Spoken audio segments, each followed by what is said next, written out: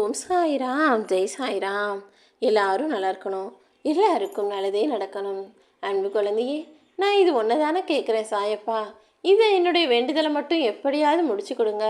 நான் எதிர்பார்க்குறது எனக்கு தேவையான அவசியமான ஒரு விஷயம் இப்போது என் கைகளில் கிடைச்சாதான் என்னால் இனிமேல் வாழ்க்கையை நிம்மதியாக வாழ முடியும்னு நீ என்னிடம் வேண்டி விரும்பி கேட்கும்போது அதை எப்படி உனக்கு தராமல் இருப்பேன்?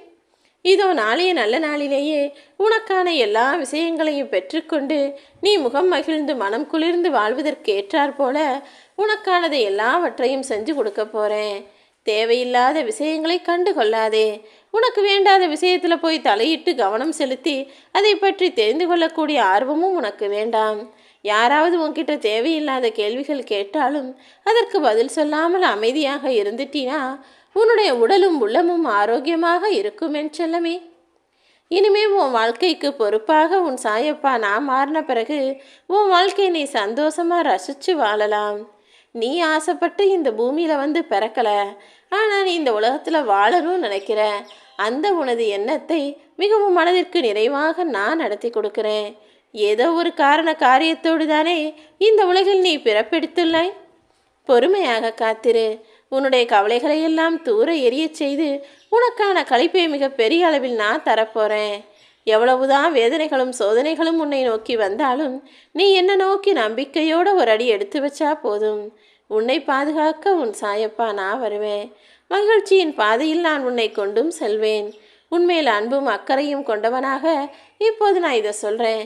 உன்னுடைய கடமைகளை மட்டும் நீ தொடர்ந்து செய்ய. உன்னுடைய கரங்களால் வேலை செய்ய, வாயால் பேசு, கண்களால் பாரு.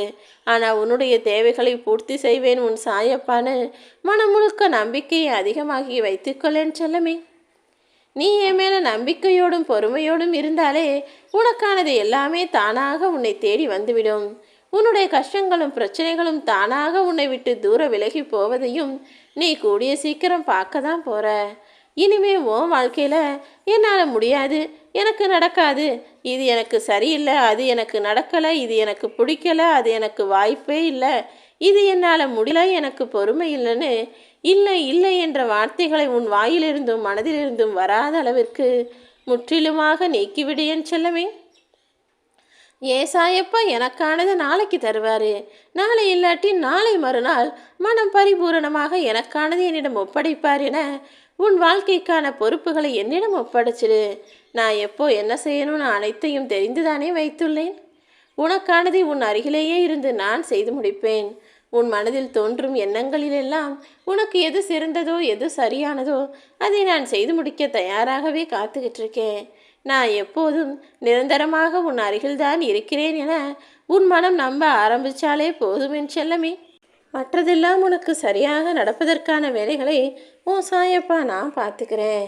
நானே உன்னுடைய அந்தரங்க ஆட்சியாளனாக இருக்கும்போது உன் வாழ்வில் நடக்கக்கூடிய விஷயங்களை நினச்சி நீ ஏன் பயப்படணும்?